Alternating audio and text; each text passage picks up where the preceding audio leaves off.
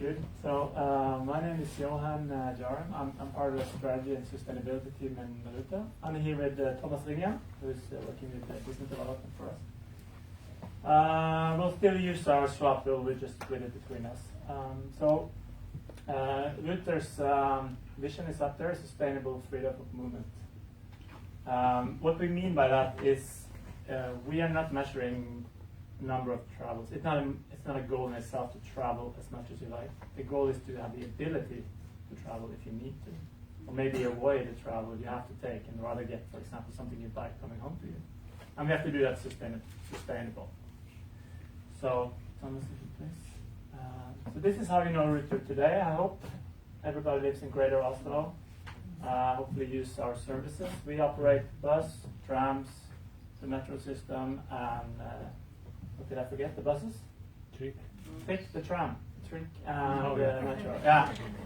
So we have about 1 million travelers a day, and we are owned by you, the inhabitants here. And our, of course, our goal is to be an effective tool for our owners in achieving sustainable societies.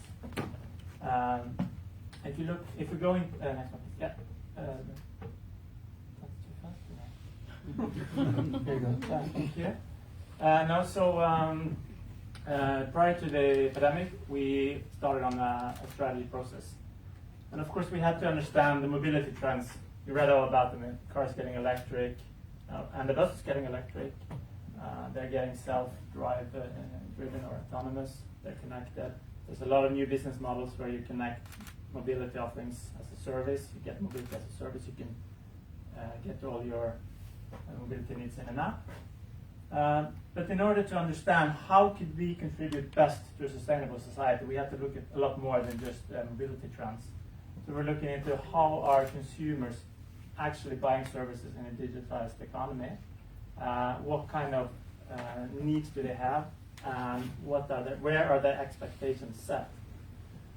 We went in to look into the sustainability trends, of course, how that's influencing everything we do and also our strategy. And not least, we looked into the data-driven economy and how,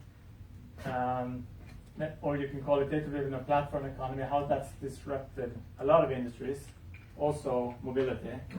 And those that are the biggest player and most successful are those that are able to gather data about the customers and utilize this somehow and transform it back as a good service to the customers.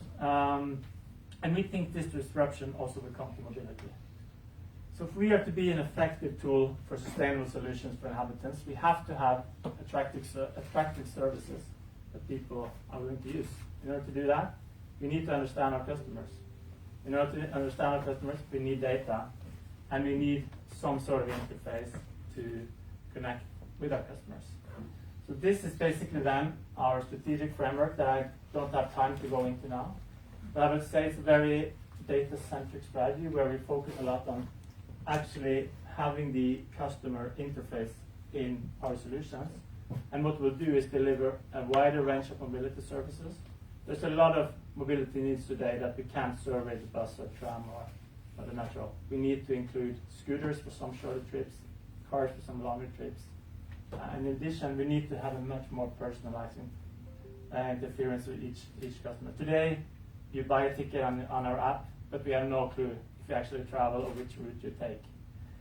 We can have personalized travel on public transport. It doesn't mean it's individualized in a car, but it means that we can communicate with each person. So if you take the bus every day to work, but tomorrow there's a traffic jam there, we can actually tell you today you should either go to the train station, take the train instead.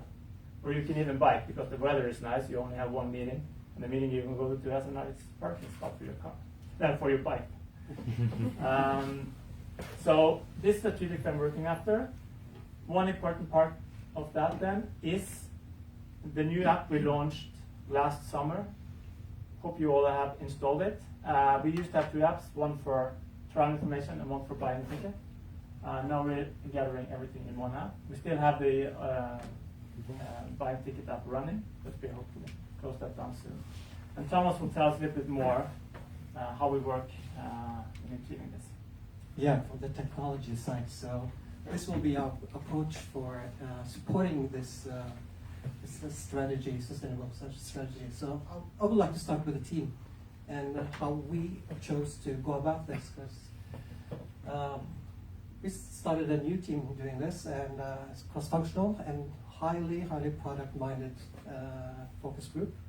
And we chose to go off-site and leave the regular offices to focus and get away from the legacy systems and all that and feel like a startup. So, and we worked on this ambition with this, what Jon was talking about, is we have this portfolio of mobility options in the bottom here, and we want to connect the customer through a personal way, but also contextual. What information we put in front of you based on the situation you are in. And also we want to sprinkle some magic on top of that, being smart about how we deliver that message and our services. So the first thing was to build a prototype. So of course this prototype contained the regular public transport things and ticketing, but we also included city bikes, taxiing, car collector, and we put on a chat for customer service, and we also tested some incentives for walking instead of, taking the bus, because that's more sustainable during the rush hours. And this ended up in the new app, and as many of you know, all of these services are not in the new app yet, but we built a platform for delivering these kinds of services in the future, so it might be coming soon. So just to finish up with a quick example of how we're thinking about personalizing the services to our customers. This is a pilot we have right now on a new ticket. This is the first ticket Ruter is selling that is native digital or is born digital, because the previous tickets we're selling right now, they're kind of a digital version of the paper tickets that we used to sell.